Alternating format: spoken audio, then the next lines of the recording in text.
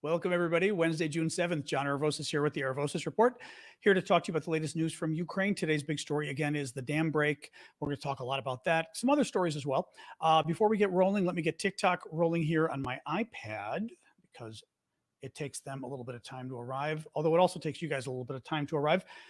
So normally we go for a couple minutes first. Just waiting. So we officially will start probably in about 2 minutes. There we go. Anyway, how's everybody doing? The Canadian fires are finally hitting us badly here in DC. This morning was weird. Went outside, well, around noon actually, to get some food shopping, and it was hazy, like one house away. Very weird. You could smell smoke, and then it got better in the afternoon, and now I can tell it's getting bad again. Like all of a sudden, it's gritty. It's a little gritty in my apartment. It's weird. Yeah. Anyway, very strange. Anyway, hopefully not going to cause problems, but yeah, scary. Anyway, hey guys, like I said, we're going to wait probably another minute for folks to arrive. And then, hello, Lviv. Hey, Arkanod, I guess I'll call you. Hope things are well there. Oh boy. Anyway, yeah. So typically we wait about a minute or so, about a minute more for folks to arrive because TikTok and YouTube send out the notice when I go live, but it takes a little bit of time. Thank you, Red Watts, for the gifts there. Having a little bit of tea here, iced tea, and then the rest of the show I will have water. Anyway, oh boy. What else is going on, folks? I am okay. Like I said, nothing. Went out for a little bit with the dog today, had my mask on to be safe. So TikTok is on. Yes, TikTok's on, Iggy. I'm on. Thank you. Who was that? McFadge, I think? Oh, no, Chief. Oh, McFadge did send a rose. Thank you, McFadge. Thank you, Lori and Chief, all of you guys. All right, I'm going to get rolling here. Thank you, David. There we go. Had a nice shot of iced tea, so now I'm feeling better. Woo! Anyway, welcome, folks. John Aravosis here with the Aravosis Report. This is my nightly show. We talk about the latest news from Ukraine. Tonight, we're going to be talking a lot about the dam, of course, and exactly who blew it up, which somebody's asking on TikTok, but also what the ramifications are, if any, for Ukraine as we go forward. The way the show works is I typically go through the news first, and then, thank you, Louis, take your guys' questions for the second half of the show. The way I'm trying to think here. Oh, yeah. I'm sorry. I'm like discombobulated today a little bit. Woo. Microphone. Oh, my microphone isn't plugged in. You're right about that. Hang on. I will plug my microphone in. You'll have a better microphone on TikTok. There we go. Hopefully that fixes the TikTok microphone issue. But in any case, so yeah, the way the show works is I will do my update first and then take your guys' questions afterwards. To submit your questions, you guys on TikTok can provide them during the actually in my profile, in the Q&A link in my profile. The rest of you can use the comment box at the bottom. Also, I very much appreciate when you guys give me the super chat questions and super stickers on YouTube, and also the gifts on TikTok, because I do this for free, like John S. just did. Thank you, John. I do this for free. And the way I'm able to afford doing this is with your guys' gifts, because this is my full-time job. I'm not rich and nobody actually pays me. Thank you, 863, for the confetti.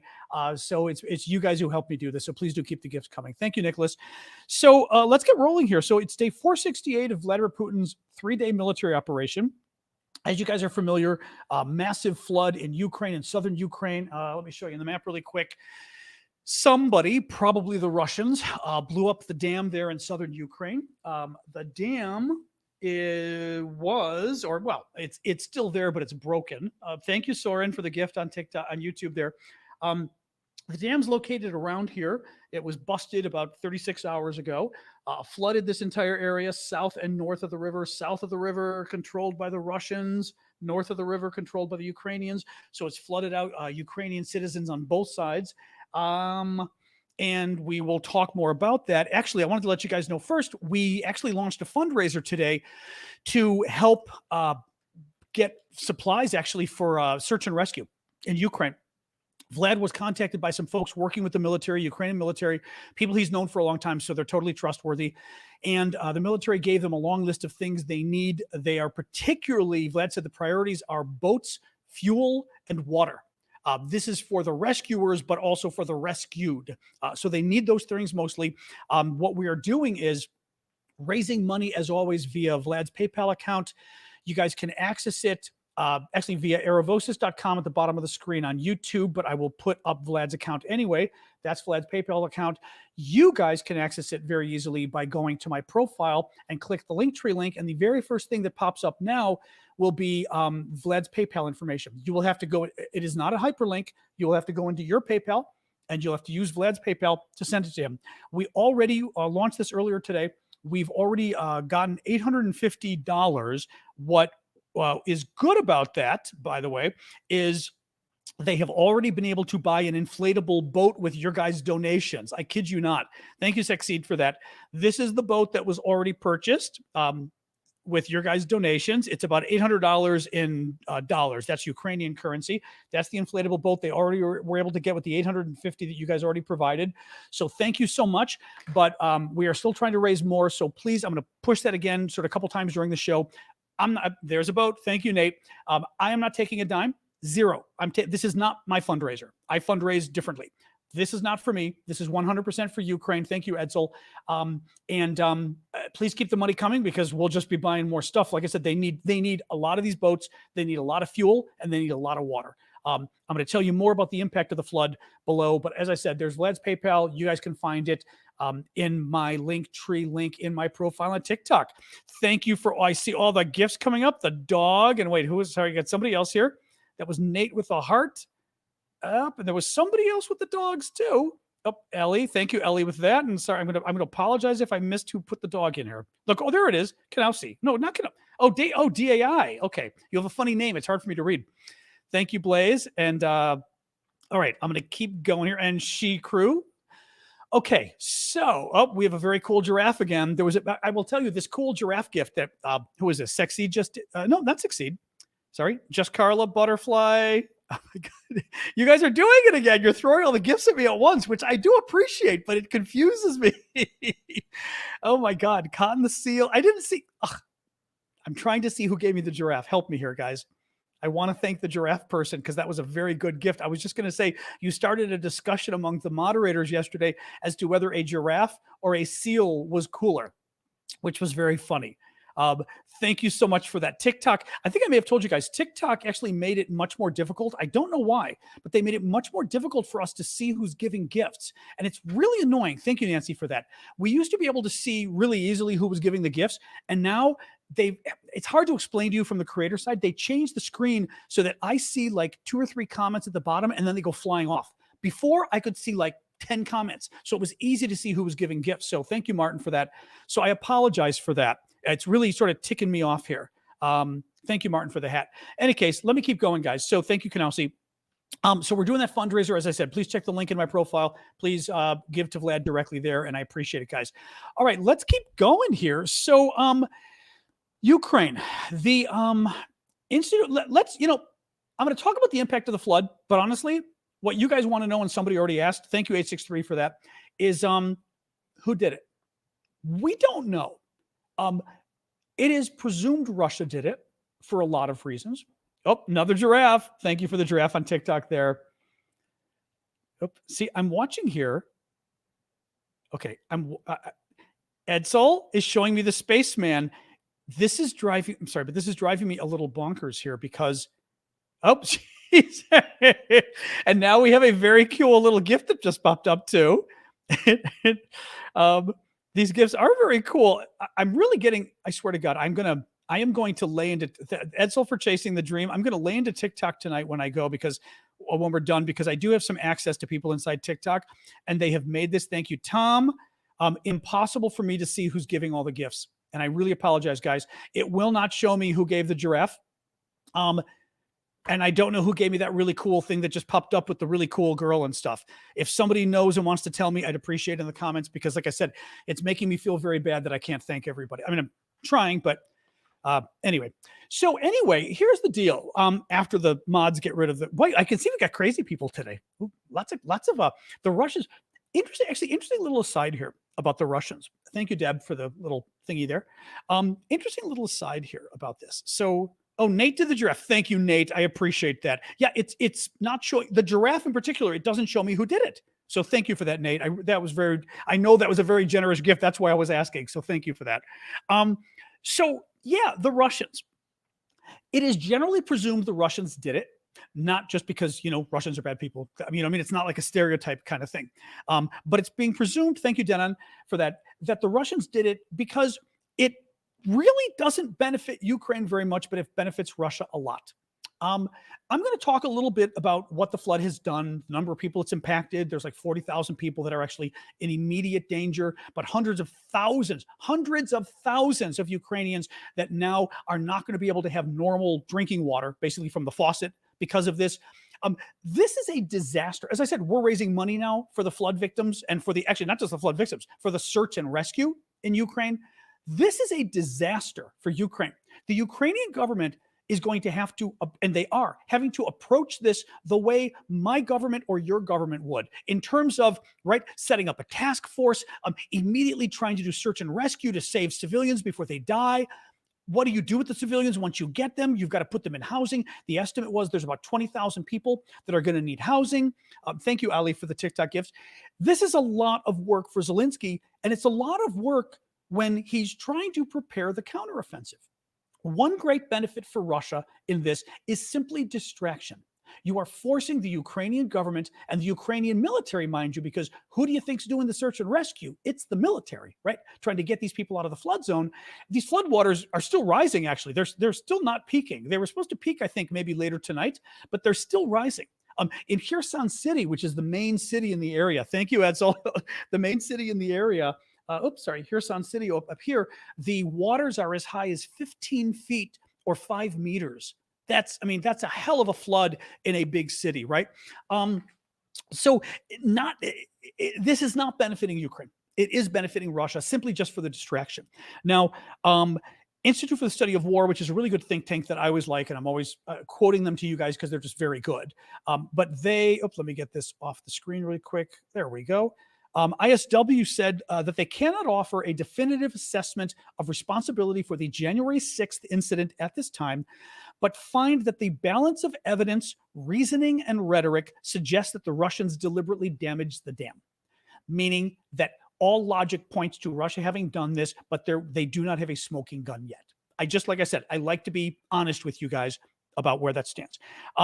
The rescue is continuing. Over 80 settlements are in the flood zone. As I said, around 40,000 people are affected. Now, mind you, Ukraine's a lot smaller than America, right? We've got 330 million people. They've got 43 million people. So 40,000 people is kind of a lot, for a smaller country.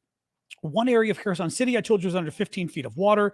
Zelensky today blasted the United Nations and the Red Cross, both of whom have been basically absent today. Really strange. The Ukrainians have just been livid at them because both of them are just non-existent. Russian soldiers are reportedly shooting not just at Ukrainian rescuers, but they're also shooting at Ukrainian citizens who are trying to escape. There were some Ukrainian citizens, Sky News reported this, that Sky News reporters actually talked to the citizens that were getting off the boat. There were Ukrainian, obviously, the Russia occupies all of this, okay, in Ukraine, this and then this and this. It's not like all the Ukrainians have left. A lot of them have, but a lot of them are still there.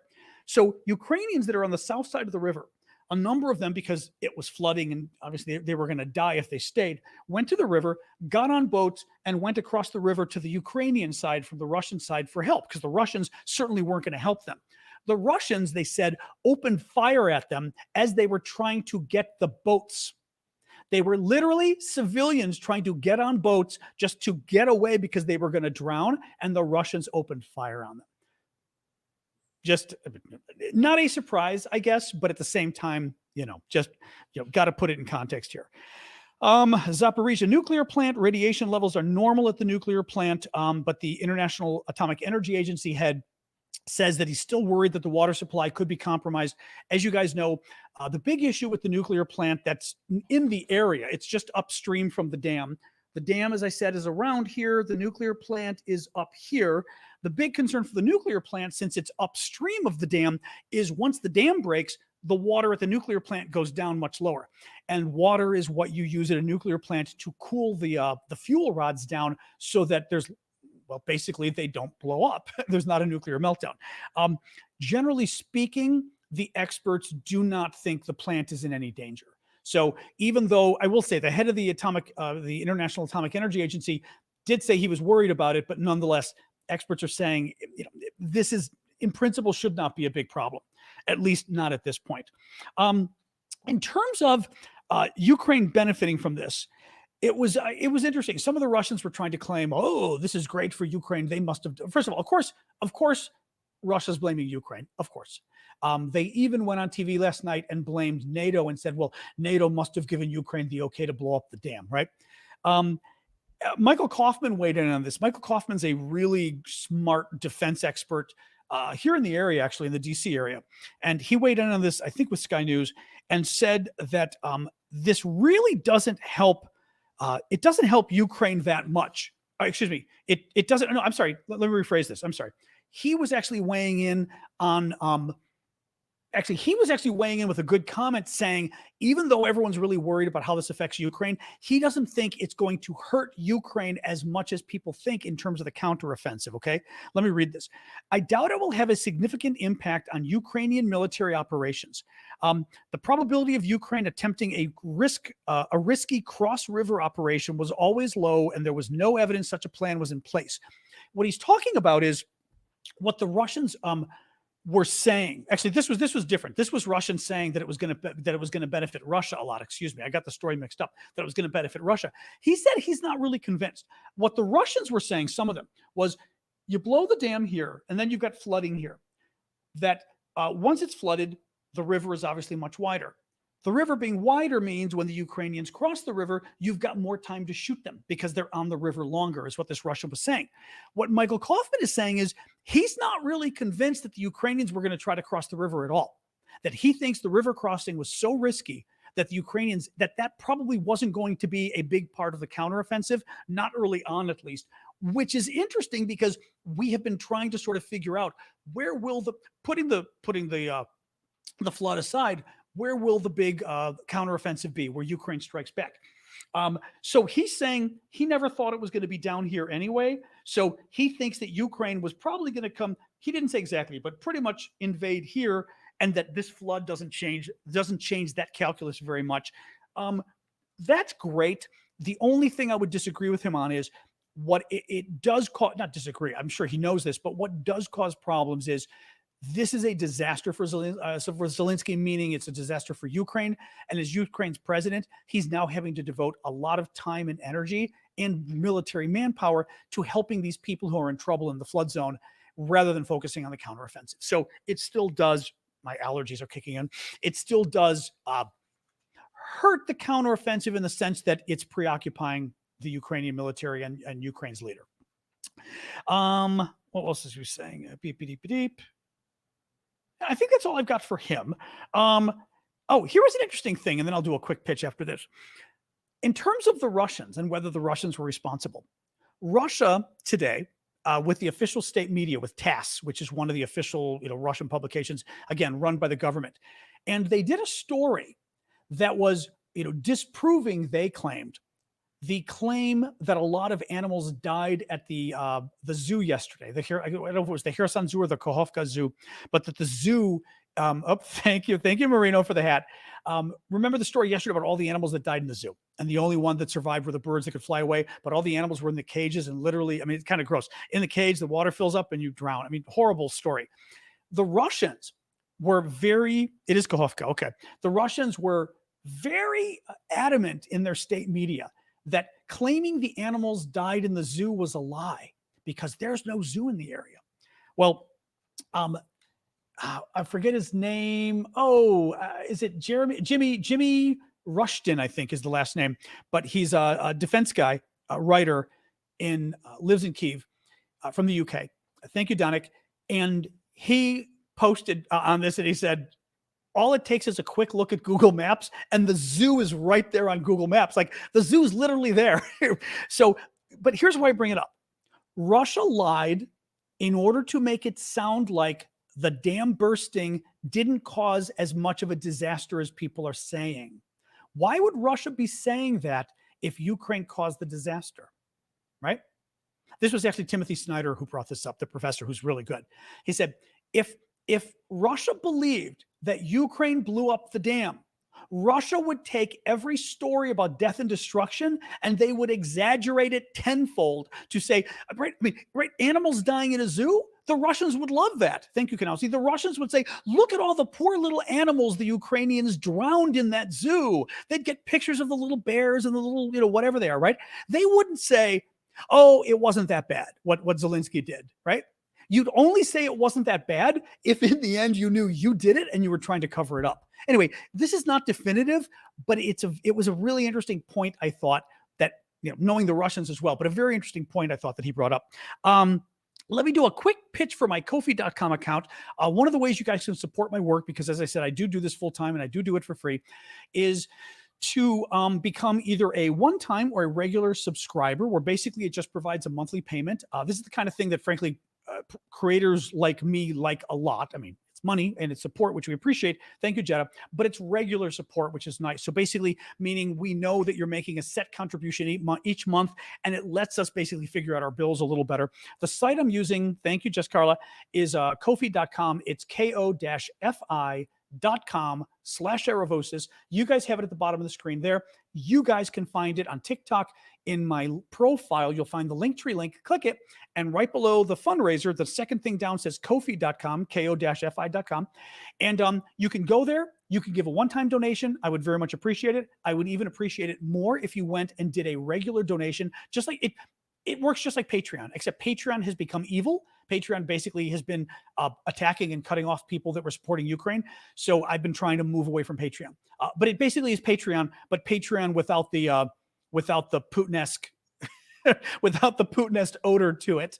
So please do go check it out. I'd really appreciate it. And the final benefit is, if you are one of our Discord subscribers, you can, if you become a monthly with Ko-fi.com, that makes you a VIP on Discord, which gives you access to some of our VIP auctions. It gives you access to the weekend meeting I do. I do a subscriber-only meeting on Saturday morning. My friend Vlad from Ukraine joins us, and we hang out for about an hour or so with folks, with all the paid subscribers from TikTok and Discord. So if you guys can go there, I'd appreciate it. As I said, it's ko-fi.com/Aravosis. And you can find the link in the profile. You guys can find it at the bottom of the screen. All right, I will keep going here. Zaporizhia. So the nuclear plant I mentioned to you guys, the nuclear plant isn't in any immediate danger. It's right here. There's the experts think there's more than enough water for it to keep going, right? So the water, remember, at the nuclear plant is what they use to keep it cool. In other words, the fuel rods go in the water. They create steam because the radioactive is warm. They create steam. The steam fuels turbines, creates energy, etc. But it also helps regulate the fuel rods, and the spent fuel rods, the ones that are already like shut down, that aren't being used anymore. They've got to be kept in water that's running in order not to melt down. So there's concern about that with the flooding, and actually flooding down below. But where the plant is, there's less water now, right? Because remember, the plant was above the dam. So you've got a dam. Below the dam, not as much water. Above the dam, lots of water. That's where the nuclear plant was. The dam breaks, more water goes down, flooding, but where there was a lot by the nuclear plant, now there's almost no water, or a lot less. That's the concern about the nuclear plant. If they ran out of water, would it potentially cause a meltdown? Everyone's saying, don't worry about that. I bring it up. Thank you, Stephen. I'll get to that in a sec. I bring it up only because I saw somebody today, I don't remember who, saying, what you've got to worry about is, if Putin is willing to blow up a dam and cause this kind of disaster, would he not be willing to do the same thing with the Zaporizhia nuclear plant if he could? Now, I guess my response to that is, of course, Putin would. But at the same time, this is not news. We always knew Putin could blow it up, right? I mean, we always knew Putin could blow it up. I did not set up Ko-fi on YouTube, did I? Maybe I did. I have no idea, Syndicate. I have no clue. I don't know. I have no clue. Oh, yes, we did. Well, we kind of did. Yes. Let's talk later. I'm confused now as to what we did. We had a brainstorming session this weekend about it. Sorry. Thank you for the seal there, by the way, Denon. What was I saying with this? Zappo, yeah. So thank you, Red Watts, for that. So the concern is, look, we've always been worried as to whether Putin was going to do something at the nuclear plant. it's not really easy to blow up a nuclear plant from the outside because they're built that way. They're built so that like a plane can hit them and they don't blow up. There is concern, however, and Ukraine, by the way, Ukraine had mentioned this a week ago or so. Remember, it was about a week ago or so that Ukraine said, be careful because we worry that in the next few hours, world, be aware, we think Russia is going to create a fake crisis at the nuclear plant, say that there's been a breach. They'll release some nuclear, radiation or whatever in the air, nuclear, whatever they're going to do, radioactive gas, whatever, vapor, and basically try to create an international crisis and say, oh, we have to shut down the entire area because it could all be, polluted and radioactive. And basically as a way of shutting down the counteroffensive in this area up here by the nuclear plant. Well, that's what just happened further south with the dam, basically. The same thing happened, that basically a large piece of infrastructure broke, risked creating basically a weapon of mass destruction was set loose, and it made it so that the entire area cannot be used for the counteroffensive. Thank you, Nico, for that. Cannot be used for the counteroffensive. That's the same argument that was being made, or the same scenario for the nuclear plant. I will say that this is not new, right? All of us have been worried about Putin playing games with the nuclear plant, whether playing real games or whether playing fake games. And by fake games, I mean basically pretending that there's been a breach, just releasing some radiation in the air and saying, oh my God, right? We've got to shut everything down, and basically trying to shut down the area. It's just something to throw out there. I'm not sure what we do about it. Thank you, Carol. Just be aware of it. I'm just throwing it out there. Stephen Moore has a question about all this. With damage done to the dam, why wouldn't NATO create a demilitarized zone to help citizens stuck in flooding, maybe even take the Zaporizhia nuclear plant over as well? I mean, the problem is that, for example, the Zaporizhia nuclear plant, it's in Russian-held territory. We can't take it over and make it demilitarized without fighting and killing Russians, right? It's not, I mean, I think from the beginning, it would have been interesting, or even now, frankly, it would be interesting for NATO to step in and say, okay, this is the area controlled by Russia, right? Crimea and these 4 provinces here. And not 100% of these 2 provinces, and not 100% of this province either, but basically 4 provinces and this, or parts of 4 provinces and this. All of the rest of this is free. NATO could step in and make this a no-fly zone, or like you called it, a demilitarized zone, whatever. Even that has a lot of danger to it, and it's not easy to do, but at least it's possible because the area isn't controlled by the Russians. In order to make an area that the Russians are in demilitarized, you have to demilitarize it, and that means push the Russians out or kill them. And if NATO does that, we're at war with Russia. I mean, you know what I mean? So that's the problem with it. Now, the UN had already been talking and trying to say they wanted the nuclear plant to be basically demilitarized, and I think it's pretty much the Russians who said no, because the Russians are the one who control it right now. They don't want to give it up. The Russians potentially want to steal the plant's energy for Russia, but also they kind of want the opportunity to potentially blow it up, I think.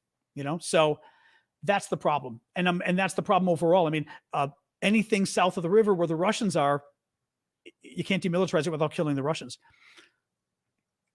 Yep, but thank you for that. I appreciate that. Wayne, for the coral, thank you for that. All right, let me look here. More news. Russia's again claiming the counteroffensive. Oh yeah, so Russia's big, aside from the flood, Russia today is claiming, oh, the counteroffensive is in full swing and the Ukrainians are dying left and right. It's been a disaster. And the counteroffensive, for all intents, I mean, it hasn't really started. I mean, I think it kind of did on Monday, but not to the degree the Russians are saying. The Russians are saying the big counteroffensive started. Masses of Ukrainian troops are attacking everywhere, and the Russians are killing them left and right. There is no large-scale attack happening anywhere by the Ukrainians. Institute for the Study of War even weighed in on this and said, it's not happening. It's just implausible what the Russians are saying. Hey, Marion, thanks for joining us. Usually you're on a rerun. nice to see you live. But right, so anyway, I just thought I'd bring it up because it's more BS from the Russians. The Ukrainians did come out today, senior level Ukrainian, and said, when the counteroffensive begins, you'll know it, basically suggesting it'll be big. Now, I do think put aside the Russians. The Russians are lying. They always lie. Putting that aside, there's an element of definitions here, and it kind of just depends, who you talk to as far as whether the counteroffensive has begun or not. I mean, we know in the last several weeks, the Ukrainians were going and blowing up Russian oil refineries and things like that, right? They were going after the supplies the Russians would need to support their troops when the counteroffensive starts. We then know Monday there seemed to be actual Ukrainian attacks, like troops attacking troops and things like that. Much more, whatever you want to call it, not shooting supply lines, not shooting oil refineries, right? But actually attacking Russian troops head on. That suggests to me potentially the beginning of the counteroffensive, except that it's the probing phase of the counteroffensive. I mentioned this the other day, but I will repeat it just in case, because not all of you are here every day. It's the phase at the very beginning where basically, okay, so first you blow up the supplies. First, you try to, and they're still going to keep doing this, you knock out the oil that they use for fuel, right? You blow up the food and water supplies. You blow up the trains that they're going to use to transport the food and water and the ammunition and the troops, right? Thank you for the flowers there. Oop, trying to see who the flowers are from, and TikTok's hiding it for me because TikTok is evil. Oh, evil TikTok. Okay, I give up. TikTok's hiding whoever gave me the cute little flower that popped up on the screen. Thank you for that, though. And it made me forget what I was telling you guys. TikTok being evil. Oh, the counteroffensive. Yeah. So they're probing attacks is what Ukraine's doing right now. So they did the early attacks going after the fuel lines, the trains that transport the fuel and the troops. Now they're going after the Russian troops directly, Ukrainian troops, Russian troops, but they're doing it kind of in small numbers, and they're doing it in a few areas just to test. Two reasons. One, at least. One, to freak the Russians out, to kind of scare them, to make them think, oh my God, this is the big attack coming, right? And it's not the big attack. The second reason is to test the Russians. It's just to test the front lines, test the Russian defenses. How well are they doing? How well are they holding up? When they attack this area, do the Russians get scared and run like they did in Kharkiv in eastern Ukraine? Remember, in northeastern and eastern Ukraine last fall, the Russians just, crapped their pants and ran, basically. I mean, they were terrified. They abandoned their weapons. Ukraine one day got like 30 vehicles because the Russians got scared and just left their trucks behind, right? So you've got, that is what's happening right now. And the question becomes, do you consider these probing attacks to be the counteroffensive, or is it the big attack that comes next? It's a definitional question. I don't know that I care, right? Anyway, VK is saying, thank you, VK, for the super chat question. Love your work. Thank you. With Russia controlling the dam sites, what chance is there of an investigation and any repair or stabilization work? Turkey today came out, and Erdogan, the wannabe dictator of Turkey, came out and suggested an international investigation. Thank you, Kanausi, for the TikTok gift. An international investigation to look into what caused this. He is suggesting they use the same sort of negotiating network they used with the grain deal, which was Turkey as sort of a middleman along with the UN, even though Turkey's a member of NATO. It's a little weird. Thank you, Martin, for that. But Turkey, the United Nations, Russia, Ukraine negotiating a deal. What is difficult with this is, and this goes for the repair as well, the part that was either bombed or fell apart, although the experts don't think it fell apart. The New York Times had a very good story on this talking. Thank you, Canadians, or Canadazen, I should say. The New York Times had a good story. We're talking to engineering experts who said if the bridge had just fallen apart from stress or whatever, it would have happened like on the outside ends. It wouldn't have happened in the middle. It happened in the middle, which is suggestive of an explosion of basically a bomb of some kind. It could be a mine. It could be some other military device, but it's a bomb, an explosion of somebody planting an explosion is what they said. This happened on the Russian side, right? In order to rebuild it or investigate, the Russians have got to agree because that's on the Russian side. Why would the Russians, if the Russians did it, they're not going to want anybody investigating. If the Ukrainians did it, they're not going to want anybody investigating.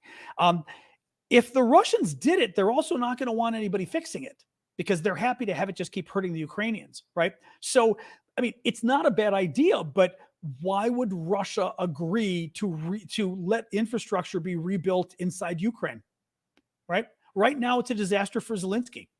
Why not leave it as, I mean, if I'm Russia, I'm saying leave it as disaster. Leave it so that hundreds of thousands of Ukrainians don't get water. Yeah, Crimea has its water cut off, but Crimea went for years with its water cut off and they survived. Crimea that the Russians are currently occupying.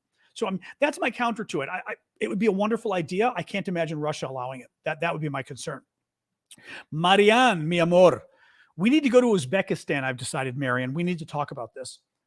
I went to an auction this weekend that was not an auction, a estate sale here in DC, and it was a former ambassador to Uzbekistan, and CIA. He's also, I believe, he was CIA as well, but State Department, State Department. But he was our ambassador to Uzbekistan, among other places, and had so much cool stuff. I got a lot of things. I mean, like $200, and I got a lot of really cool, and half of it was one thing. So basically $100 got a lot of cool stuff, but beautiful sort of ceramics and beautiful woven things. Anyway, I was Googling it. We have got to go to Uzbekistan. So I'm just throwing that at you, Marion, at some point. I know you're married with a kid, but talk to the husband, tell him I want to go to Uzbekistan. All right, back to the news. Marion's my travel buddy. Well, sometimes. Marion, were any Russian troops cut off from the dam flood, i.e. caught on the wrong side of the river now? I don't know about cut off. There were certainly reports that some Russian troops died in the flooding, that a number of Russian troops had to flee the flooding, that the Russians lost a lot of equipment as a result of fleeing the flooding, right? Exactly. I can show you guys on Saturday. Perfect idea, Timothy. Thanks. The thing is, here's the problem. I may be misunderstanding your question. It's not the wrong side of the river for the Russians. And just to reiterate, you've got the river here. North of the river, Ukraine controls. South of the river, now they say east and west, the experts do, but let's face it, if I say east and west for here, you're going to go, that's not east and west. So let's say north of the river and south of the river. North of the river controlled by the Ukrainians, south of the river controlled by the Russians. Both sides get flooded. The Russian troops are on the south side. I guess what Marion is maybe saying is, if there were any pieces of land here, the Russian troops could get trapped if the water went around them. In other words, it could create little islands of land here, I guess, right? That the Russian troops could be trapped on. I mean, they're not really on the wrong side because the Ukrainians still don't control this side of the river. This side of the, I mean, I don't know that anybody controls this side of the river where the flooding is right now, right? Because the Russians aren't there, or I should say the Russians are in some areas, but it's a disaster zone of flood, right?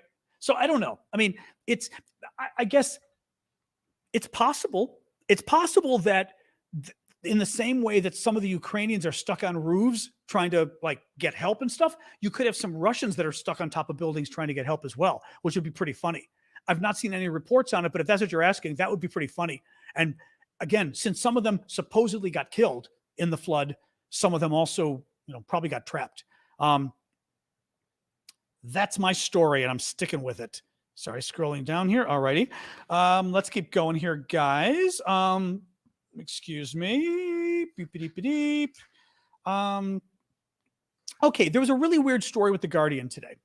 Really bizarre. I mean, weird, interesting, but weird story. So The Guardian basically has a story up. And, just making sure I didn't have any extra questions here. Saying that at the NATO meeting next month in Vilnius in July, and this is the meeting that we're hoping that Sweden will finally be, admitted into NATO. Oh God, I forgot to tell you. Interesting story this weekend. No, a couple days ago about this. A story comes up either last night or the night before. And it's just a little story fleeting by in the news. And it says Sweden is going to extradite a Turkish national, a Kurd who, was rabble-rousing on Kurdish issues, was previously in jail. It's a very complicated issue. Was previously in jail in Turkey, either finished his term or got parole and got released, went to Sweden legally. The Turks want him back. It's very complicated. The Swedish courts agreed that he will be sent back to Turkey because they said they did not find proof that he would be oppressed in Turkey. Now, mind you, we all know he's going to get killed in Turkey, but whatever, put that aside.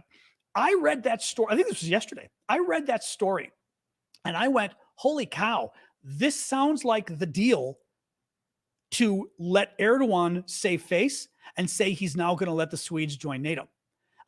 And I think sending this guy back was arranged. Basically, the Americans, the Turks, the Swedes, or whoever's the intermediary got together. And I think I told you guys this, that they were going to find something short of what Erdogan was asking for, because Erdogan wanted like some other really big people that he couldn't get. They're trying to find somebody else that they can send that is enough for Erdogan to save face and go, see, I got what I wanted. Anyway, it was a small story I saw on the last day or two, and I thought, this is very interesting. So anyway, just keep an eye. I think this is, I don't think they're going to use this. I think this is it. I think this case literally is a case that they made happen to make Turkey feel better. I still worry that the guy being sent to Turkey is a pawn for Sweden's NATO membership. Having said that, they went to the courts in Sweden, and the courts, I do trust the courts in Sweden, because the earlier courts with another guy said, we're not sending you to Turkey. There's no way we're sending him. The court said this guy did not prove that he was political exile. He did not prove that he faced a real risk to his life or whatever it was. So therefore he could be deported. So he's kind of a pawn, but at the same time, if he didn't prove his case, that's how immigration law. I mean, I say the same thing in the US. If you can't prove your case, I'm much less sympathetic. In any case, just that was a big deal. So this Guardian story. So listen to this crazy Guardian story. There's a story in the Guardian today that the Poland, the Baltic states, so Latvia, Lithuania, Estonia, are threatening that if Ukraine does not get some kind of very strong security guarantee at the NATO summit next month in July, and even if they do get a strong guarantee, this still may happen, but that basically they want Ukraine to join NATO. And if NATO is not willing to give Ukraine a ironclad commitment, right, that they will let Ukraine in, Poland and possibly the Baltic states might send troops, military troops, to Ukraine. Now, the story kind of ended with that. And it was not clear what would they be sending these troops to do. You know what I mean? Were they talking about sending the troops to fight? I mean, what exactly were they talking about? We were talking about it on the Discord. Our Discord, we talk about a lot of issues, but Ukraine's probably the biggest issue that we have going on all day. I check in all day and night. I'm always checking the Discord. So do check out our Discord. It's discord.aravosis.com. But we were talking about on the Discord, and I think Ben was saying that he thinks it's, I don't want to say a bluff, but that basically the Poles and the Baltic states, Latvia, Lithuania, Estonia, are trying to strong arm the Western countries of NATO, US, Canada, UK, France, Germany, to basically pony up, and whether it's join Ukraine or maybe it's give the F-16s, but I think it's basically pony up about Ukraine joining NATO. I thought it was Ben. I was talking about you, Ben. I'm talking about that Guardian story and what you were saying about it. Very interesting story. I mean, very interesting story. I'd like to see it somewhere beyond the Guardian. I didn't see who the reporter was. Some of the reporters I trust, some of them I don't. You know, at the Guardian. I mean, I'm saying like it just depends. But I like it. I mean, I like it in the sense that I like the idea of Poland and the Baltic states basically going, you know, and this is true, by the way. Poland and the Baltic states have been telling us for years that the Russians were going to do exactly what they're doing right now, that the Russians were, you know, just as bad as the Soviets. They never went away. They never got better. They didn't get over their fever and become nice people, nice international citizens. And they've kind of had it with everything going, and the Poles, I think, especially, but even the Latvia, Lithuanians, and Estonians, they kind of had it with everything going on and going, anyway, so they're very upset about NATO not doing more to help Ukraine. In any case, keep an eye on that story. As I said, I'd like to see it in other sources beyond the Guardian, but very interesting story. Patrick Winter, I just don't know. Yeah, I don't know the reporter. So I'm not saying he's a bad reporter, but I just don't know the reporter. So really interesting, though. Really interesting. I hope he's right. But very interesting story. Few more news stories, and then we'll do questions here, guys. Bakhmut, Ukrainian forces are going on the offensive again, according to Ukraine. They made some small advances today, but nothing significant, but they did make some small advances. 63 journalists from 14 countries, including Ukraine, have been killed by Russia's war from the beginning. Russia is slowing down the grain shipment again. They found another reason, a pipeline, blah, blah, blah. Biggest NATO exercise ever is going to be happening shortly in Germany. It's an air exercise, but the biggest ever. Australia is in negotiations with Ukraine and the U.S. to provide 41 FA-18 Hornet fighter jets to Ukraine. Because they're American jets, the Americans have to agree. They're at least in negotiations, according to the Australian article in Australia's ABC, which is a different publication, a different news service than America's. Thank you, Norway Fox, for that, for the origami. But that's great if that's true. And finally, keep an eye on Ukraine aid from America.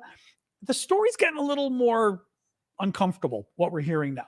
A sip of water and let me tell you, and then we'll go to questions. So Mitch McConnell came out today. Mitch McConnell is the Senate Republican. The U.S. Senate's controlled by Democrats. The U.S. House is controlled by Republicans. The Senate leader, therefore, is a Democrat. The top Republican in the Senate, so the minority leader of the Senate, Mitch McConnell, very strong supporter of Ukraine, Republican. McConnell came out today and said he's very concerned about the budget deal that Biden just reached with Republicans in the House. Thank you, Chazak, for that. Republicans in the House. This was the deal they reached to avoid the shutdown of the budget, the debt ceiling, and all that kind of crazy stuff, right? Thank you, Mark, for the heart. And McConnell's worried because he's worried about how we're going to get enough defense spending if we've got these budget caps for like the next 2 years. These budget caps go until 2015, I guess. He's particularly worried about Ukraine. How are we going to get extra money for Ukraine? Because you can't get extra money for Ukraine because of these budget caps. We can't spend more money. Like we aren't going to be able to find another 20 billion or 30 billion because it's capped, right? That's the first problem. He's also concerned about Taiwan, and he's not wrong about this. I mean, how are we going to build up in terms of how are we going to keep building up whatever we need to build up to defend Taiwan if the defense budget's capped and basically there's nothing in the next 2 years we can do to add more money. Anyway, he was concerned about this.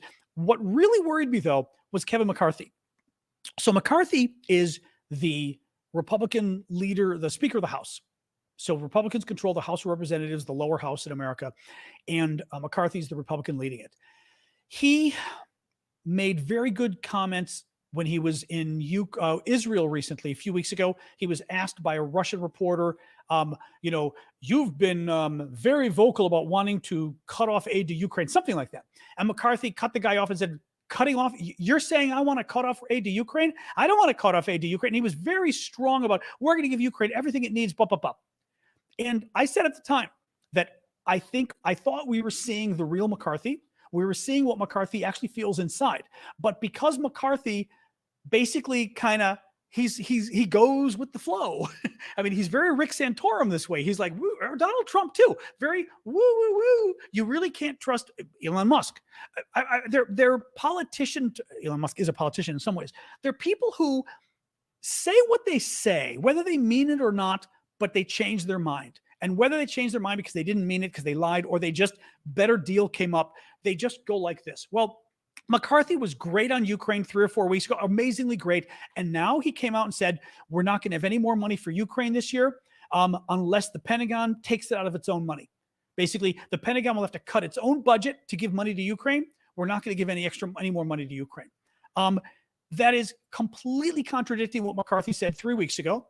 And what happened was McCarthy got yelled at. I mean, I'm telling you right now, McCarthy got yelled at. And I knew this was going to happen. He was going to get yelled at by the crazy caucus, which is this sort of, it's not really far. It's the MAGA caucus. It's the Trump caucus. I don't know what else to call it, but Marjorie Taylor Greene, Matt Gaetz, they're Lauren Boebert, they're crazy. I mean, Gosar, they're literally crazy people.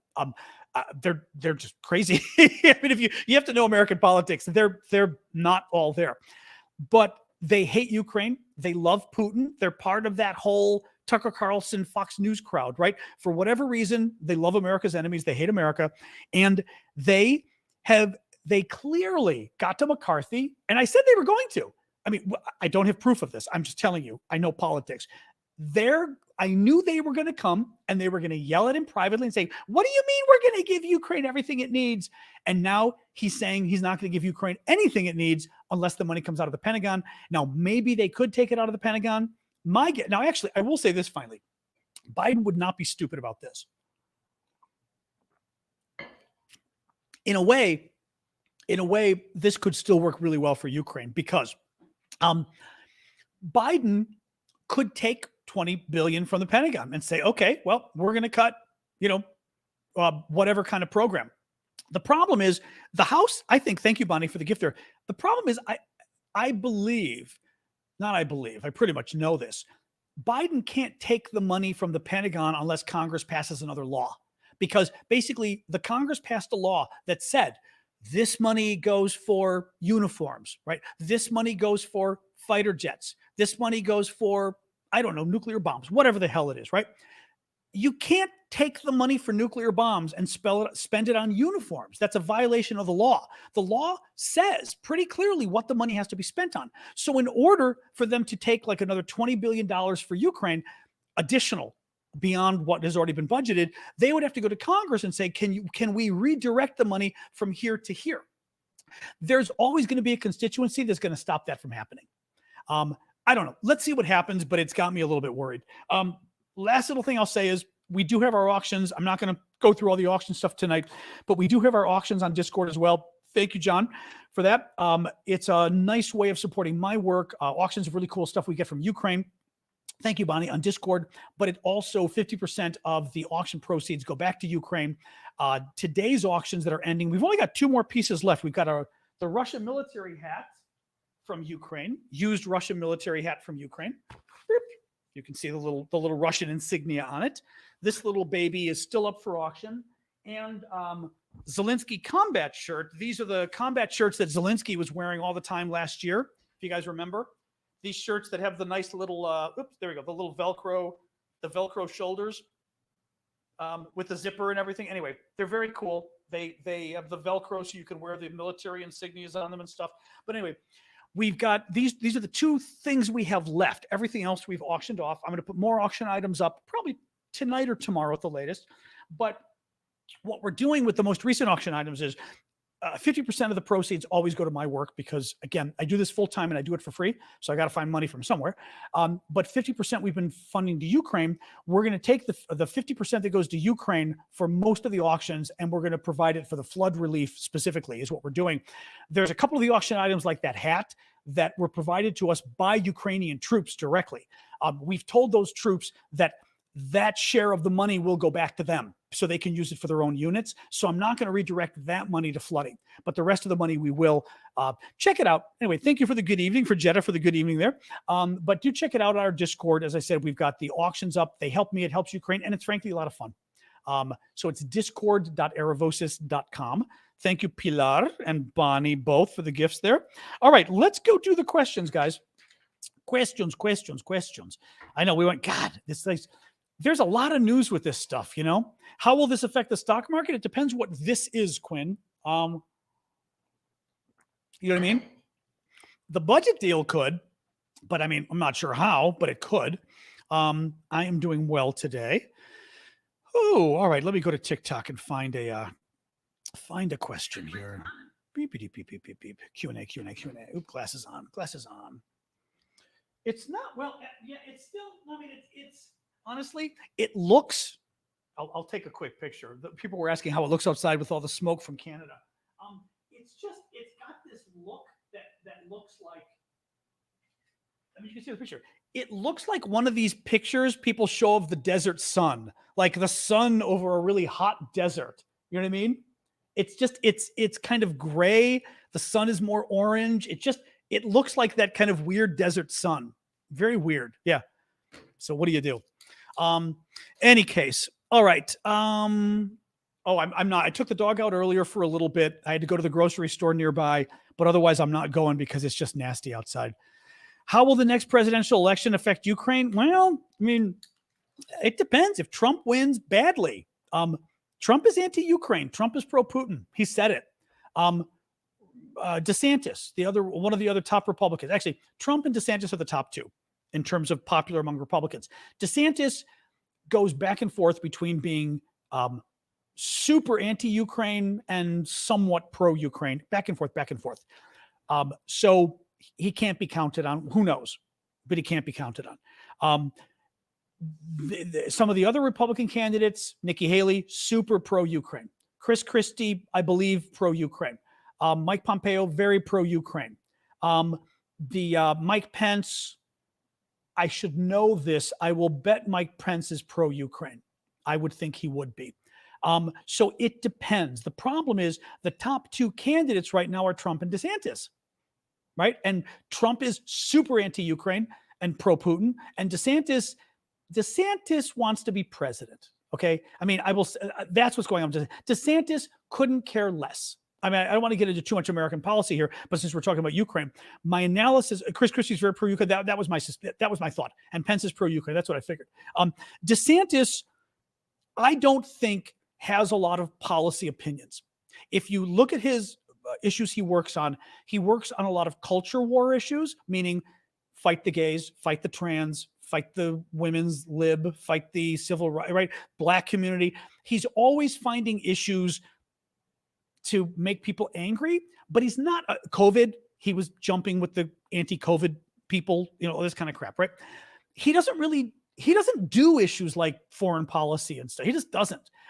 So there's always a chance that when the real DeSantis comes out, if he were president, maybe he'd be helpful. But right now, DeSantis thinks that in order to become governor of Florida, he felt like he had to be a mini me to Donald Trump, that he had to be Donald Trump. So he's only going after Donald Trump issues, immigration, right?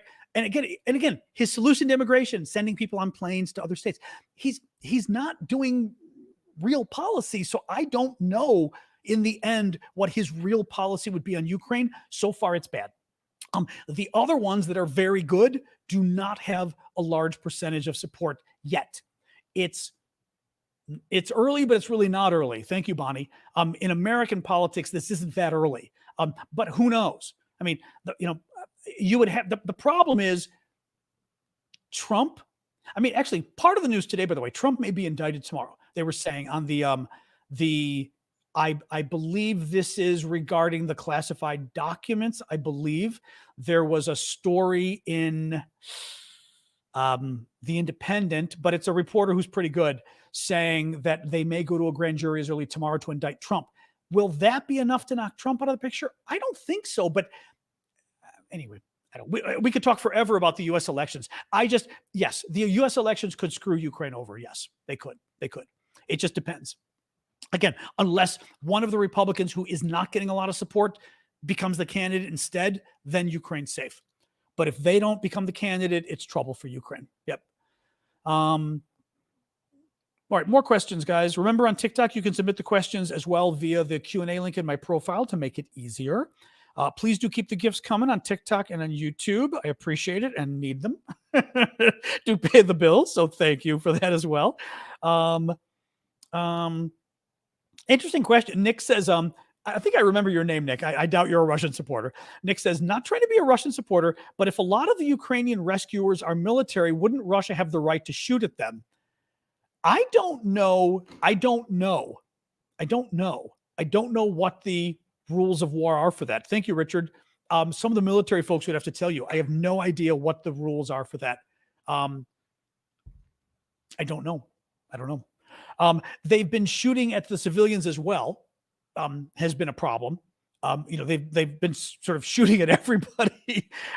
Okay, Callum's saying they would be fair game. Okay, yeah, they would be fair game because they're active duty military in uniform, et cetera, et cetera. Yeah. The thing is, you'd hope at least they wouldn't be firing. They've been firing at civilians that have been fleeing. That's not cool. Well, some of the folks are saying not during rescue ops. Jens is saying not during rescue ops, but is that an actual Geneva Convention kind of thing? I don't know. Shane is saying he agrees with Callum. Mods, you're good on TikTok. I just read the comment from the troll and I saw it disappear. I was like, damn, the TikTok mods are good. Thank you, Canalsi, for the heart there. Lock and key. That was very good. All right, let me pull up another TikTok question. Right, not that Geneva Conventions matter for Russia. True, but it's worth asking. Did Ukraine ever get the artillery shells from South Korea?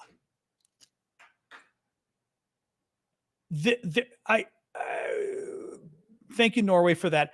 There was the story several weeks ago about this, but I don't know where it stands now. Thank you, Lori. That basically, remember, it was kind of revealing that South Korea had agreed finally it would give artillery shells to America, and America would give them to Ukraine. I've not seen anything on where that stands now, though. That's a good question. I did see one thing today, by the way, that Ukraine wants to build its own NATO standard artillery shells in Ukraine. The thing that I was wondering about, that I just don't know how this works, is how could Ukraine do that without them getting blown up? Wouldn't the Russians see where it's happening? Right? I don't understand that. Anyway, it was an interesting story about the artillery, but I just seemed a little confusing. Let me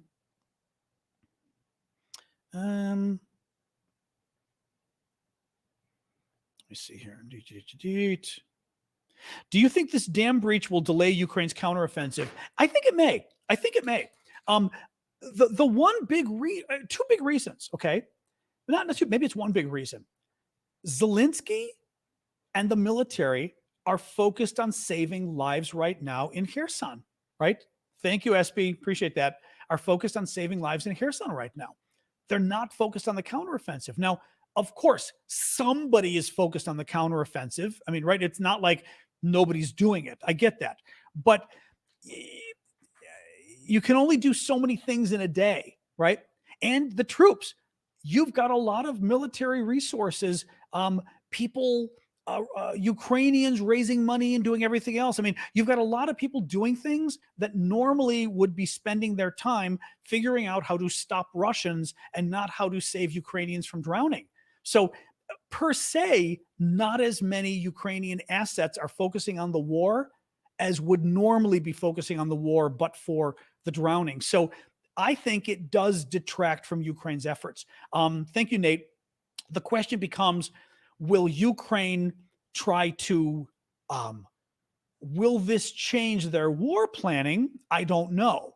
For example, maybe Ukraine still wasn't planning on a big attack for a week or two. So maybe this doesn't change it in the sense that they figure in a week they'll have done all the rescues and blah, blah, blah, right? And as I said, some people like Michael Kaufman, who's a big military expert here in the DC area, he was saying he never thought Ukraine was going to invade anyway across the river that flooded. So the river here, the Dnipro, he said that this area that flooded, he never thought the Ukrainians were going to cross it because Ukraine constrains north of the river, Russia south. Ukraine has to cross the river. He never thought they were going to cross the river anyway. I mean, he felt that they were going to invade probably, whether up here, wherever it was, but they weren't going to, this initial invasion wasn't going to happen down here. So if that's true, then it doesn't change it at all. I just think Zelensky's preoccupied right now, and the military is too, that I think it's going to delay things a little bit, which maybe is and maybe isn't good news for Russia, because it just means Ukraine. The good thing is the more this gets delayed, the more weapons that arrive for Ukraine, right? It's not like all the weapons have arrived. They're still waiting for more tanks. They're waiting for, everything really to keep coming. So that's good. Hang on. There were a couple. I see Anthony, and there was somebody. Here we go. Oh, sorry. That was,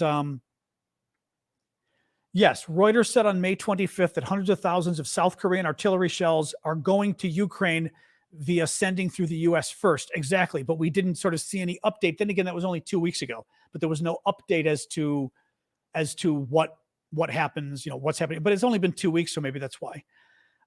Anthony, thank you for that super chat question.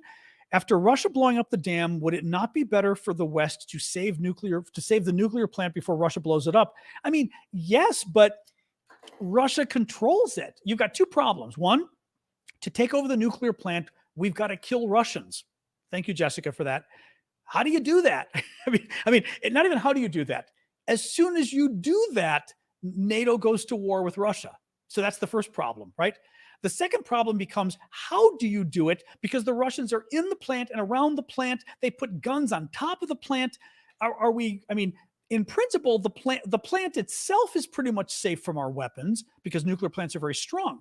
But the cooling system, the generators, all of that, I don't know. Actually, I don't know. This is a good question as far as nuclear plants go. I don't know if they're as protected. That's a good question, actually. I don't know if anybody knows about nuclear plants. We know about the kind of protection you have on the containment and the reactor, right? Do you have that kind of, feet and feet and feet of reinforced concrete protecting the backup generators and the electricity and that kind of stuff? You'd think you would, because otherwise, but look at Fukushima. You had the flood came in and it knocked out all the power. So in any case, that's what worries me is, Colleen is saying, is there a way to starve them out? Maybe that's, in any case, that's the problem is how do you do it when they've already taken over? Yeah. Okay. Trollitic is saying on TikTok, the backups are not built to be attacked. Actually, that's a big flaw, it seems, at this point now, right? If the backups should be hardened as well. The secondary systems should be hardened, but it looks like they're not. So, yeah. But no, that's the problem. I don't know how you do it without going to war with Russia. And in principle, we all agree going to war with Russia is probably not a great thing, even though we'd love to see Russia beaten, probably still not a great thing. Dangerous. Cliff Wolf, thank you, Cliff. Why doesn't the U.S. Coast Guard, thank you, Clint, for the heart there. Why doesn't the U.S. Coast Guard and the Navy give fast boats to Ukraine like the ones used in VN? Is that Vietnam? Because we probably thought it was escalation or something. I don't know. Seriously, I don't know. I've never heard about boats going there. Thank you, Sean. Now, first of all, it's possible that boats have not been a priority because Ukraine never had much of a navy to start with, right? And Russia controlled things down here. Now, I would have said rather than boats, we should have been giving Ukraine a ton of torpedoes and missiles and things like that to attack the boats. And we gave them some, but I think we didn't give them nearly what we could have in order to be able to blow up Russia's fleet because that would be escalatory. Boats for them to go on the Dnipro, well, at least early in the war, this was controlled by Russia north of the river, so the boats couldn't go here. You could have the boats come down here, but I'm not sure the boats matter. Like, I think to attack the Russians around here, I don't know. I guess my point is, I'm not sure whether boats mattered until right now. Now with the flood, boats matter. I guess if you're saying with regards to the flood, that's an interesting question, right? As far as helping out Ukraine now with some boats, maybe we should, Tyler says we've sent quite a few patrol boats, aka river and coast. Okay, so we have at least provided those. Thanks, Tyler. We have at least provided those. Okay. And we might need them for Taiwan, Robbie's saying. Sure, that's possible. Although if they're these little boats, I don't know whether that's as much needed, right? Who knows? Whether Taiwan is more at sea kind of problems, right? The actions in the Belgorod region. Oh, Christina is asking actions in the Belgorod region. So Christina's talking about this area more or less. I'm not going to point perfectly, but right across the border from Ukraine's Kharkiv is a region of Russia, an oblast, a state, whatever you want to call it, called Belgorod. The main town is also called Belgorod. Thank you, Red Watts. The main town is also called Belgorod. It's about 15 miles across the border, very close to Ukraine. The Ukrainians have been hitting this area a lot since the war started because it is a major logistics hub for the Russian military in the east. In other words, a lot of fuel and ammunition and stuff and troops go through Belgorod. So if you want to cause trouble for Boris and Natasha, you attack Belgorod a lot. Well, what happened in the last few weeks was that's also the area that these Russian soldiers or whatever, these Russian irregulars, these Russian insurrectionists, whatever you want to call them, attacked Russia from the Ukrainian side. Ukraine basically recruited a bunch of Russians who don't like Putin and possibly armed them. We don't really know. We know Ukraine's had a hand in this. I think we know. We assume. We don't really know much about how this is done, and helped them attack Russia and basically liberating little towns and everything else in Russia to just cause a headache for Putin. It's embarrassing for Putin. It makes him look weak. It also makes him divert weapons and things, because think about it. If just like, I mean, in a way, it's like the flooding in the South. If Putin's got to move weapons and troops up here to take back towns that these guys have taken, it means their troops and weapons that aren't being used down here with the counter or with the expected counteroffensive is pretty far away. So I think it's funny. I mean that in a good way. I mean, I think it's very funny. It's an unexpected thing for the Ukrainians to do. It's a headache for Putin. It's embarrassing to Putin, which is great. It makes him, as I said, move more weapons and everything up there. So yeah, I think it's great. I think it's great. It seems to be continuing a little more than I expected.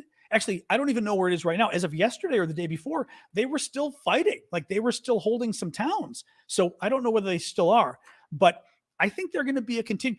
One thing that Ukraine is so good at is the unexpected.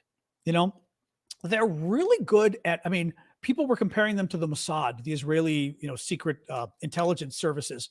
And they really are. They're just sort of viciously smart, I mean, we've talked about MacGyver before. Thank you, Karen, for that. But they're just like viciously creative people. I mean, and they're just like coming up with new and new ways to fight this war, and very effectively. It's really, but like sending armed Russian soldiers across the border to liberate Russia is just brilliant. It's like a movie script, brilliant, Anyway, so yeah, I love it. I absolutely love that they're doing it. Absolutely love it. Sorry, up 6 Evo. How likely would you say for NATO troops to go to Ukraine? I think very unlikely. I mean, okay, again, the story becomes, thank you, Lee, for the origami. The story becomes what happens with this Guardian story today. Poland, Latvia, Lithuania, Estonia reportedly getting very upset and kind of at the end of their line and saying, we're gonna send troops to Ukraine to help out. Is it true, or is it a bluff to try to get America and France and Germany to do more? B, what did they mean by we're going to send troops? Are they going to send troops as military advisors, right, to actually do training on the ground? Are they going to send mechanics, military mechanics, to actually repair things on the ground? Or are they actually going to send troops to fight with guns, right? That's one big question I would have. Thank you, Lee, for that. Biden doesn't want that to happen. I think France and Germany don't want it to happen. I think because they're a little bit afraid of that going. I guess I would say this. We keep seeing things that are never going to happen that end up happening, meaning Ukraine was never going to get tanks. They got tanks. They're never going to get F-16s. Now it looks like they're getting F-16s. So is it possible that somehow NATO troops go in? Again, I don't see NATO troops fighting Russia unless Russia does something like blows up the nuclear plant, right? Or uses a nuke or uses chemical weapons or biological weapons. Short of that, I don't see Russia, anybody of us sending troops in that fight. But could we send more troops in that could help in some way, short of actually picking up a gun and firing at Russians? That's my question. And if we could, maybe that could happen, Now, again, I mean, if we can get proof that Russia did this with regards to blowing up the dam, we have got to up the ante. We've got to respond by saying, you know what? You screwed up. You basically, I mean, we know it's a war crime. It's literally in the Geneva Convention says dams. You can't blow up dams, right? It's a war, civilian dams. It's a war crime. It's a weapon of mass destruction. And because you crossed another red line, we are going to give Ukraine something additional, right? Thank you, Bonnie, for the pause. But yeah. Sorry. So thank you, 6 Evo. Marianne, does NATO have more justification for direct involvement now that Russia is blowing up dams that could compromise Zapo? Well, I mean, yes, because there's one argument to be made. As I just said, I saw somebody referring to the dam. I know what it was. This was on Sky News. I was watching yesterday or the day before. And one of their military experts was literally showing the passage from the Geneva Conventions, the war crimes law, that said, it literally listed blowing up dams. It mentioned dams specifically and said, you can't blow up dams, even for military reasons, it's a war crime if you blow up a dam. And he said the reason is because blowing it up is a weapon. It is an indiscriminate weapon of mass destruction that will kill thousands of civilians. And you can't do it. It's a war crime. That means if Russia did this and we can prove Russia did, I should say Russia, if we can prove Russia did this, then Russia used a weapon of mass destruction against Ukrainian civilians. Yes. That you don't even need to get to Zappo. You get to the we said using a weapon of mass destruction would be crossing a line. Russia may have just done it, right? No, it's a fascinating, Mary. You always ask questions. It's true. You ask questions that would make good like final exam questions. You know what I mean? Like that's a really interesting question. And what Marion's getting at then, thank you, user, for the glasses, is then we extrapolate, which I kind of was saying earlier. If they were willing to use a weapon of destruction on the dam, then we should assume they'd be willing to use a weapon of destruction, mass destruction on the nuclear plant, or excuse me, if they were willing to use the dam as a weapon of mass destruction, then they would be willing to use the nuclear plant as a weapon of mass destruction.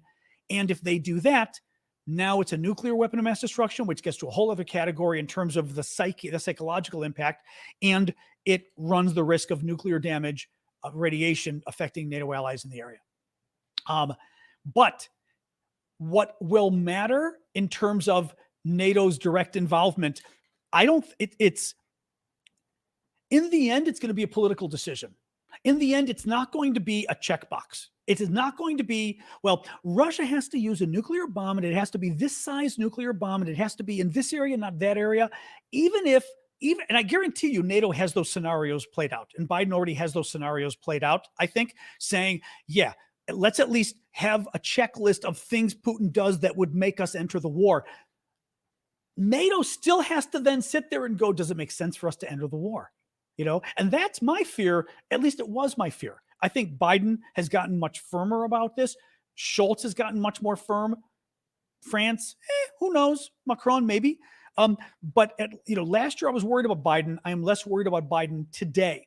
But if it was Biden of last year, you run the risk of him saying, yeah, they used a nuke, let alone the nuclear plant. Yeah, they used a nuke.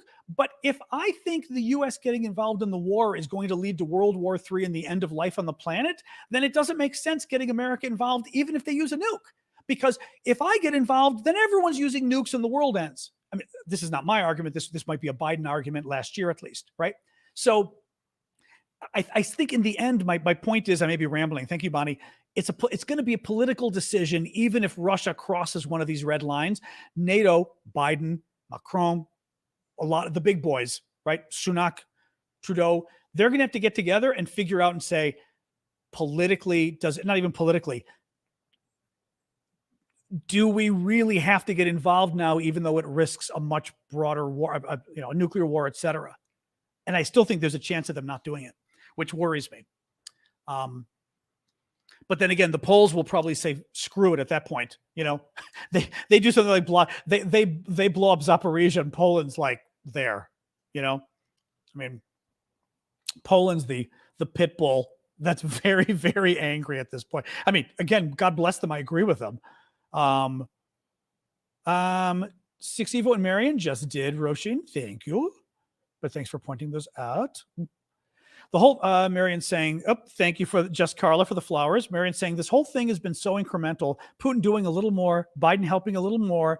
Does it keep going like this, or is there a final straw somewhere where we get directly involved?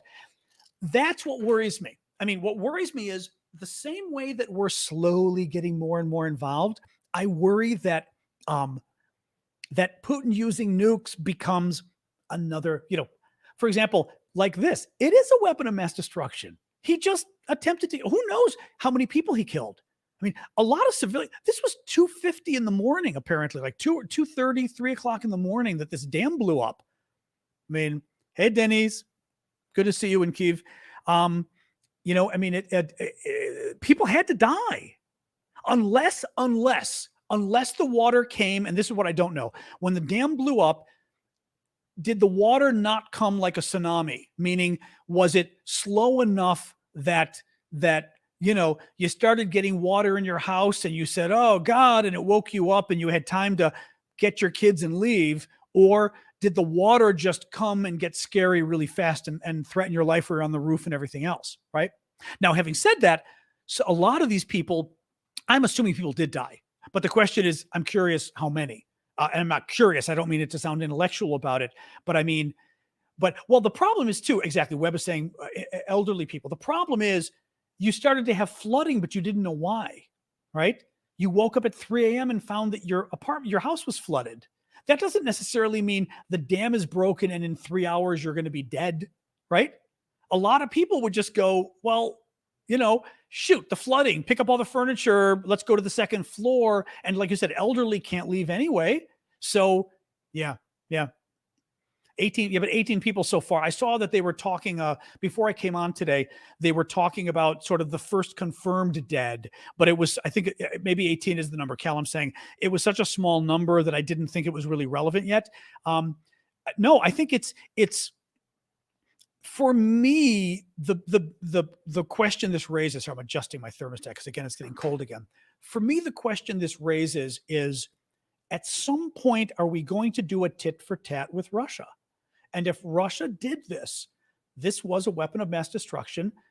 Forget using that term even. Russia intentionally killed probably hundreds of civilians, at least in Ukraine, on purpose by doing this, if Russia did it. Are we going to finally respond to one of these things by saying, okay, you screwed up. We're giving them the F-16s, although frankly, F-16s are coming anyway. So I would say BS on that. Now we're giving them attack missiles that they want. Now we're giving them some American cruise missiles they want, something.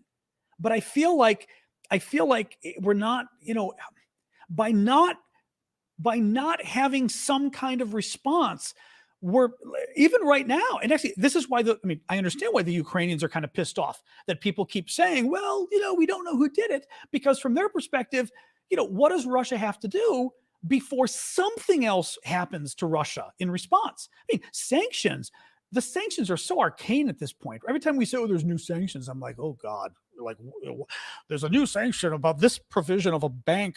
It's just like, okay, whatever, it's too confusing. But 150,000 tons of oil in the river. Wow. I mean, I saw that there was oil and stuff in the river. The dead fish are terrible. There's apparently the reservoir had a ton of fish, and now so many of the fish are dead. It may not even be because of the oil. It may be just because the water's gone. And like, if there's dead fish everywhere, but they also said you can't even eat the fish because they don't know about what pollutants might be in the water now. Really horrible. Right. Cobra, Black Hawk attack gunships, Cliff is saying. I mean, that's my question, is I just feel like, and it should have started with Bucha. When they did Bucha, which we found out April 1st or so of last year, of a year ago, we should have said, okay, great. You did Bucha. Now they're getting attack missiles. Try it again. And every time they did something, but something outrageous that we found out, every time we found out something outrageous, we should have said, okay, great. Now Ukraine's getting this that they weren't going to get. And that should be the response to this. Metallium, does the Baltics threatening to enter Ukraine highlight the fractures that exist inside NATO from the start? Yeah, sure. I mean, we always knew that Poland and the Baltic states were much more gung-ho on challenging Russia and worried about Russia. And maybe worried about Russia isn't even the way to put it. We're much more basically realistic, but I'm trying not to use biased language, but in retrospect, we could certainly use it. Believed that Russia was still evil. Russia was still as evil as the Soviet Union, and these people never got better. They never woke up from the nightmare. And the West and France was crazy, and Germany was crazy to think that they were going to have some kind of a friendly economic relationship with Russia and everything would be fine. That Poland and the Baltic states always knew, the Russian bear was going to come back for more, and they were right. So, yeah, I mean, Shadow is now talking. Poland just sitting on Article 5 waiting for an excuse. Well, that's the thing. There's some political cartoon I saw that literally there's like Poland and there's like the rest of NATO just holding Poland back, and Poland's like, let me at them, Sure. I mean, but I think we saw that with Poland wanting to give MiG fighter jets a year ago. Remember that whole fiasco? And the Germans, Poland wanted to give like however many fighter jets to Ukraine. and they were going to give them to the U.S. in Germany, and then the U.S. would give them to Ukraine. And the Germans freaked out, and the Americans freaked out, and the fighter jets never happened. That was this same comparison a year ago of the eastern states, Eastern Europe being like, yeah, let's do it, and Western Europe and America going, eh. So, right, the MiG fighter jet issue, the Leopard, the tank issue, all of the issues. I think every issue sort of shows that, yeah. 7:30, guys. We've been going long today. But it was yet another sort of big news day. Yeah, the UN needs, correct. Kelly's saying the UN needs approval from the Security Council to send peacekeepers, and that won't happen with Russia and China. Certainly with Russia. China could abstain, maybe, but Russia's not going to. Oh, man, excuse me. I'm finally yawning. It took me an hour and a half to yawn at you guys. That's not so bad. All right, let me do a quick summary of the news, guys, and then we'll call it quits. And then I'll go to Discord for a little bit. All right.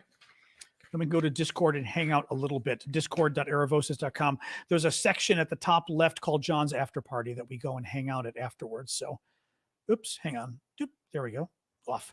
All right. Quick summary here. Day 468 of Putin's 3-day military operation. Reminder, we are doing a fundraiser for the Ukrainian flood for search and rescue. We're working with the military on this. They need the primary things. They need boats, fuel, and what did I say? 3 things: boats, fuel, and I know this. Vlad gave it to me. Come on. 1 moment here. It's in my notes from talking to Vlad. Oh, water. Boats, water, and fuel are the top 3 things that they need. So we've already raised, thank you, Hammer's Water. We already raised $850 earlier today. They already went and bought an inflatable boat with the money we raised exclusively from you guys, all my social media folks. So thank you for that. And we want to raise more. 100% of the money is going to Ukraine. 100% of the money is going for relief. This is not one of my fundraisers, meaning I'm not getting a dime out of this. You are donating directly to my friend Vlad in Ukraine. He's somebody, my nephew's worked with him for 6 years. I've known him for over a year now. And Vlad has worked with us on all of our fundraisers. He's trustworthy. You can find Vlad's contact in my link on TikTok. Go to the link in my profile, click it, and you will see the link tree. At the very top thing is Vlad's PayPal information. There's nothing to click once you get there. You simply go into your PayPal and you use Vlad's PayPal information to send him the money. Same thing for you guys. I will put Vlad's at the top here for you. Make it easier. But if you want, you can go to aravosis.com, and it too, thank you for the gift. There's ink. It too will show you Vlad's info, because sometimes TikTok requires you to have his whole name. Okay. Right now it's this. Right now they're trying to save people's lives. So right now they need water, boats, and fuel. Those are the things right now. Filters and things, maybe next week, whatever. But right now it's water, boats, and fuel. So they said that's the stuff they need. They'll figure, because basically they're working with the military. The military is the one telling them what they want, and the Ukrainian military are the ones doing the, doing the thing. So I wouldn't worry about it. I'm not even trying to sort of second guess what we give them, because the military knows what they need. So they told us that's what they want. That's why, for example, we bought them a boat tonight. And I told you, I even showed you guys the picture of the boat. So anyway, we are going on Discord. Yes, we'll go to Discord right after this. Discord.aravosis.com. Go to the left-hand column, the very top, and look for John's After Party. All right. But yeah, please do go to my profile on TikTok, click the link, and you'll find Vlad's PayPal information. Please donate. We are 100% of the money going to Ukrainian flood victims. Help us a lot. Oh, that's kind of neat. There's a new little, there's an upgrade on my service here for watching TikTok, for watching YouTube, that says ban and delete their comment. We just had a troll. That was kind of fun. Ban and delete. It was like an automatic double thing. I was like, ooh, fun. All right. Institute for Study of War cannot offer a definitive assessment of responsibility for the flood, but says the balance of evidence, reasoning, and rhetoric suggests that the Russians deliberately damaged the dam. The rescue continues. Over 80 settlements are in the flood zone, 40,000 people at risk, and hundreds of thousands of Ukrainians now without normal access to water. Zelensky blasted the UN and the Red Cross today for being nowhere. Russian soldiers are reportedly shooting at people trying to escape, civilians, and radiation levels were normal at the Zaporizhzhia nuclear plant.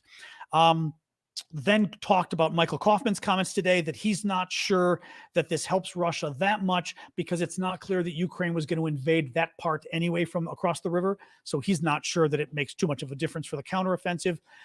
Russian state media today claimed that the dead animals in the zoo killed by the flood is a fake story because the zoo doesn't exist in that part of Ukraine.